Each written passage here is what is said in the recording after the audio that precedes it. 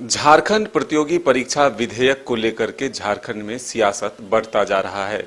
दरअसल सत्ता पक्ष जिसे राज्य हित में बता रही है, वहीं बीजेपी इसे काला कानून बता रही है। इस वक्त हमारे साथ मौजूद हैं बातचीत के लिए प्रतुल सहदेव जी। प्रतुल जी, सरकार और सरकार के जो दल के समर्थक लोग हैं वो ये कह रहे हैं कि राज्य हित में जो भी विधेयक, जो भी कानून ये सरकार बनाती है उसको लेकर के आप लोग राजभवन पहुंच जाते हैं, तो आप लोग राज्य हित में नहीं, राज्य के विरोध में हैं। देखिए, जब भी ये सरकार कोई गलत कानून लेकर आएगी, यहाँ के विद्यार्थियों को फंसाने की कोशिश करेगी, पत्रकारों के खिलाफ कुठाराघात करेगी, तो हम राजभवन क्या जरूरत पड़ेगी तो राष्ट्रपति भवन तक जाएंगे। और ये सरकार जिसे कह रही है कि ये छात्र हित में लाया गया है, परीक्षार्थी के हित में लाया गया, ये झूठ बोल रहे हैं।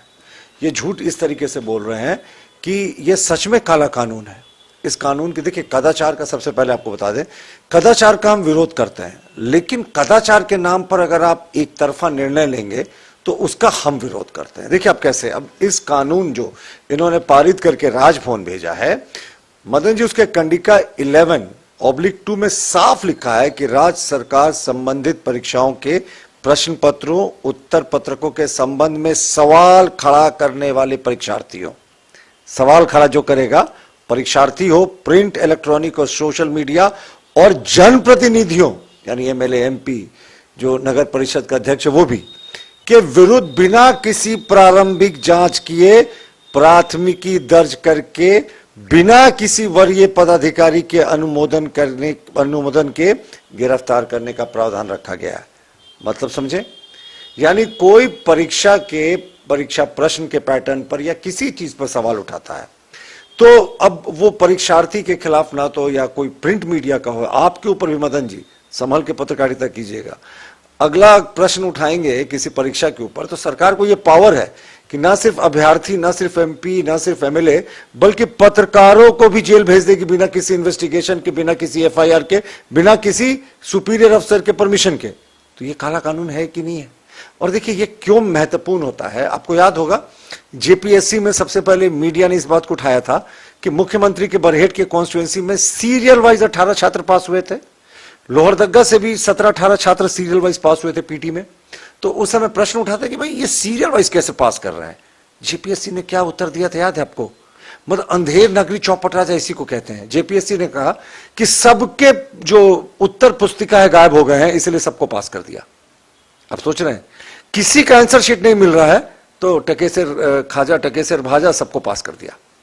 और उसके बाद जब हंगामा हुआ तो इस बार सबको फेल कर दिया और कहा किसी की उत्तर पुस्तिका नहीं मिल रही तो सबको फेल कर दिया। मान लीजिए पहले पास कर दिया फिर फेल कर दिया। अगर उस समय नहीं, मैं ये इसलिए कह रहा हूं कि अगर उस समय कोई प्रश्न नहीं उठाता तो ये बड़ा गड़बड़ी पकड़ा नहीं जाता, और उस समय अगर ये प्रश्न को उठाता तो जेल चला जाता। बस अंतिम उदाहरण मैं दे रहा हूं, जेई का एग्जाम हुआ था। जेई के एग्जाम में हुआ कि व्हाट्सएप से एक दिन पहले क्वेश्चन पेपर आउट हो गया था। झारखंड स्टाफ सिलेक्शन कमीशन जिसने उस एग्जामिनेशन को लिया था, उसने जो प्रेस विज्ञप्ति जारी की थी इस कानून के पास होने के 3 दिन पहले, उसमें साफ लिखा था कि अभ्यर्थियों के प्रोटेस्ट के बाद ये जांच कराकर ये बात सामने आई कि व्हाट्सएप के जरिए एक दिन पहले प्रश्न पत्र लीक हुआ था, इसलिए इस परीक्षा को रद्द किया जाता। अगर उस समय भी परीक्षार्थी अगर इस पर प्रश्न नहीं उठाते तो ये तो रद्द नहीं होता। तो अब तो आपने वो भी छीन लिया। और मैं एक फाइनल पॉइंट आपको दिखा रहा हूं, देखिए ये कितने अच्छे से उनके खिलाफ ये कड़ा कानून है, लेकिन साथ में कैसे किसी को बचा भी रहा है। पर देखिए कंडिका 2/7 में है कि परीक्षा संपन्न कराने वाले कर्मियों, परीक्षकों, पर्यवेक्षक, सिर्फ यहीं पर नहीं रुकता, और उनके रिश्तेदारों, मित्रों के खिलाफ भी शिकायत दर्ज नहीं किया जाएगा। यानी एग्जामिनेशन सेंटर में कोई एग्जामिनर है, कोई सेंटर सुपरिटेंडेंट है, कोई ऑब्जर्वर है, तो कोई परीक्षार्थी उनके खिलाफ शिकायत दर्ज नहीं करा सकता कि साहब वो अमुक धांधली हो रही थी, ये हो रही थी। और सिर्फ उनके खिलाफ नहीं, उनके मित्र और रिश्तेदारों के खिलाफ भी। तो ये काला कानून नहीं है तो क्या है? छात्रों से आप अधिकार छीन रहे हैं प्रोटेस्ट करने का, सीधे बिना प्राथमिकी के जेल डाल रहे हैं, बिना किसी अफसर के परमिशन के। और दूसरी ओर जो एग्जामिनेशन ले रहे हैं उनको प्रोटेक्शन में आप कह रहे हैं कि उनके ऊपर तो छोड़िए, उनके दोस्त, महीप, रिश्तेदार, उनके ऊपर भी केस नहीं होगा। तो ये काला कानून नहीं है तो क्या है? प्रतुल जी, लेकिन जेएमएम के लोग ये सवाल खड़े कर रहे हैं कि आपको सिर्फ यही खराबी दिखती है, अन्य राज्यों में, राजस्थान, गुजरात और छत्तीसगढ़, उत्तराखंड जैसे राज्यों में ये कानून पहले से लागू है, तो उस वहां के कानून का भी अनुसरण आप लोग क्यों नहीं करते हैं? इसका मतलब वो कॉपी पेस्ट कर रहे हैं? अगर वो कह रहे हैं कि गुजरात में अक्षर से यही कानून लागू है, मैं चैलेंज करता हूं, अक्षर से यही कानून लागू है क्या? अगर लागू है तो बस आपने कॉपी पेस्ट कर लिया। सब राज्य की अपनी अपनी भौगोलिक स्थिति, अपनी अपनी सामाजिक स्थिति होती है, उसके राज्य के हिसाब से अपने कानून बनाने का अधिकार दिया जाता है। तो जो गुजरात में लागू है वही आपने झारखंड में कट पेस्ट कर दिया। आप लोग जांच करवाएं कि सही में यही चीज है या नहीं? ये तो सरकार की रिस्पॉन्सिबिलिटी होती है ना। वो कह रहे हैं कि हमने गुजरात के मॉडल को कॉपी किया। अरे कुछ तो ओरिजिनलिटी रखिए। और गुजरात में रिस्पॉन्सिबल गवर्नमेंट रही है लंबे समय से। ये माननीय मुख्यमंत्री की, हेमंत सोरेन की सरकार नहीं है जिसमें रोज के दिन आपको घपला, घोटाला, कौन सा ऐसा घोटाला है, जमीन लूट लिया, पता नहीं जंगल लूट लिया, माइनिंग लूट लिया, पताल लूट लिया, कौन सा ऐसा घोटाला जो इस सरकार में नहीं हुआ? सरकार की तरफ से ये कहा जा रहा है कि 60-40 पर आप लोग सवाल खड़ा करते हैं, लेकिन आप ही लोग हैं कि 60-40 लाए थे, तो फिर सवाल कैसे खड़ा करते? हम लोग कब 60-40 लेकर आए थे? देखिए, सबसे पहले रघुवर दास जी के नेतृत्व में यहां पर एक कट ऑफ डेट रखा गया। अब बड़ा इंपॉर्टेंट बात मैं आपको कहने जा रहा हूं, शायद मुझे लगता है इस पर अब एक डिस्कशन की शुरुआत होनी चाहिए। ये 60-40 की नीति को मुख्यमंत्री ने खुद स्वीकार किया था कि 60-40 की नीति झारखंड में चल रही है। ये बहुत बड़ा स्वीकारोक्ति था उस दिन मुख्यमंत्री का, यानी 60% जो संविधान में आरक्षण दिया गया है उसके हिसाब से, और 40% के द्वार इन्होंने सबके लिए खोल दिए। और रघुवर दास के समय क्या था? रघुवर दास के समय तो 100% यहां के स्थानीय लोगों के लिए रिजर्व था। 2016 में जो हमारी नीति आई थी उसमें हमने कट ऑफ डेट 1985 रखा था। 13 जिले शेड्यूल के थे, उनको रिजर्व किया, और 11 नॉन जिले जो शेड्यूल के थे, नॉन शेड्यूल डिस्ट्रिक्ट, उनको भी रिजर्व किया।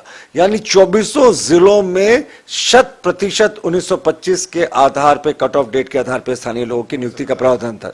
माफ कीजिएगा, 1985 के कट ऑफ डेट के आधार पर नियुक्ति का प्रावधान था। लेकिन अब जो सबसे मैं प्रश्न उठाने जा रहा हूं यह बड़ा गंभीर है। ये 60% तो कह रहे हैं कि 60% हम यहाँ के लोकल को दे रहे हैं। आप कैसे इंश्योर करेंगे साहब? आज के दिन में आपकी कोई स्थानीय नीति नहीं है। आज स्थानीय कौन है ये कोई नहीं बता सकता।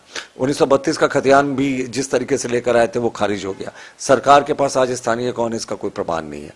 यानी 60% में भी इकोनॉमिकली वीकर सेक्शन से शुरू करते हैं, यानी अगड़ों में जो भी पिछड़े लोग हैं, अगर वो तो अगर कोई बिहार से भी आके यहाँ सर्टिफिकेट बनाने के लिए अप्लाई करेगा तो आप किस लिहाज से मना करेंगे? क्योंकि वो तो कहेगा आपकी तो स्थानीय नीति नहीं है, आपके स्थानीय नीति के अनुसार हम भी यहाँ के स्थानीय हैं। नालंदा का कोई ओबीसी आकर झारखंड में क्लेम करता है कि हम ओबीसी, हमको सर्टिफिकेट इशू कीजिए, तो कैसे झारखंड सरकार मना करेगी? तो ये 60% को जो कह रहे हैं लोकल लोगों के लिए हमने आरक्षित किया, कैसे आरक्षित किया? क्योंकि यहां तो बाहर के लोग भी पार्टिसिपेट कर सकते हैं, क्योंकि आपने आज तक डिफाइन ही नहीं किया कि स्थानीय कौन है। हमने तो 1985 को माना था, उससे पहले हमने 1932 को माना था 2002 में, जिसको हाईकोर्ट ने खारिज कर दिया था और कुछ चेंजेस करके लाने के लिए कहा था। तो मुख्यमंत्री जी जो 60 का भी क्रेडिट लेने की कोशिश कर रहे हैं, हमारा तो बड़ा प्रश्न है। बिहार का जम्मू इलाका भी ट्राइबल इलाका है, कुछ उस इलाके में भी ट्राइबल बसते हैं, वहां के ट्राइबल आके यहाँ के ट्राइबल के हिस्से की नौकरी कैसे नहीं ले सकते? जबकि आपके यहाँ स्थानीय कौन है ये डिफाइंड ही नहीं है। वो तो कह रहे हैं कि हम 1932 लाएंगे, इंतजार करिए आप लोग। 3.25 साल हो गए इंतजार करते करते, हुजूर बड़ी देर कर दी आपने आते आते। और जितनी सारी नौकरियां होंगी सब तो 60-40 के आधार पे कह रहे हैं। हम तो बोलते हैं 100% इन्होंने नौकरियों के द्वार सबके लिए खोल दिए। 60-40 कहां रहा? ये 60 को भी तो मैंने एक्सप्लेन कर दिया कि आज तो स्थानीय कौन है ये कट ऑफ डिफाइंड ही नहीं है, तो ये 60% में भी तो बाहर ही आकर कब्जा कर लेंगे। राजभवन पे आरोप लगता है कि विधेयक ही वापस नहीं होता है, तो फिर हम कैसे लाएं, सदन में चर्चा कैसे करें? अब इनको इंग्लिश हिंदी ट्रांसलेशन करने वाले ऐसे इनके यहाँ जो इतने सीनियर आई अफसर हैं, इनके इंग्लिश और हिंदी के ट्रांसलेशन में डिफरेंस हो जाता है। उसके बाद ये राजभवन को ब्लेम करते हैं। ये मॉब लिंचिंग ये विधेयक लेकर आते हैं और कहते हैं 2 से अधिक व्यक्ति अगर कहीं जा रहा है और उसका किसी से झगड़ा हो गया तो वो मॉब लिंचिंग के डेफिनेशन में आएगा। यानी पति पत्नी कहीं जा रहे हैं, तीसरे व्यक्ति से झगड़ा हो गया और पति पत्नी दोनों ने किसी तरीके से उस पर हाथ चला दिया, तो वो दोनों भी मॉब लिंचिंग के दायरे में आ जाएंगे। तो राजभवन की अपनी आपत्तियां हैं। 1932 के खतियान को लौटाने के पीछे राजभवन ने जो इशू किया था अपना विज्ञप्ति, उसमें कहा था हमने attorney general government of India की राय ली है। तो जब तक आप संविधान सम्मत काम नहीं करेंगे और नीतिगत काम जो नीति के हिसाब से वो नहीं करेंगे, तब तक कैसे होगा?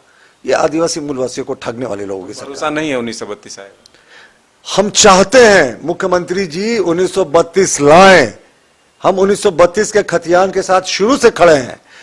जिस समय बाबूलाल मरांडी जी लाए थे वो भाजपा की ही सरकार थी। आज भी मुख्यमंत्री ला रहे हैं तो हमारे विधायकों ने जो विधानसभा था उसमें समर्थन किया था, लेकिन कहा था जिस चीज को आप एक सरकारी संकल्प से जारी कर सकते हैं। देखिए मदन जी, ये पेपर है ना, मुख्यमंत्री जी चाहेंगे तो कहेंगे कि 1932 का रहने वाला हर व्यक्ति आज से यहाँ का स्थानीय है, बस यही इसका क्राइटेरिया है, साइन कर देंगे लागू। लेकिन इसके लिए इतना नौटंकी करने की क्या जरूरत है? जो चीज को वो एक संकल्प से, एक सिग्नेचर से लागू कर सकते थे, उसको विधानसभा 9वीं अनुसूची इतना ड्रामेबाजी करने की जरूरत क्या? जाहिर तौर पर मुख्यमंत्री जी नहीं चाहते कि यहाँ के मूलवासी आदिवासियों का विकास हो। तो फिलहाल आपने सुना कि किस तरह से सरकार के जो अपने दावे हैं उसको बीजेपी खारिज कर रही है और कह रही है कि ये जो कानून है उसमें कई विसंगतियां हैं, अगर इसे दूर करके लाती है तो इसका स्वागत है, नहीं तो ये कदाचार रोकने के आड़ में जो है कई कदाचार जो है वो बढ़ जाएंगे।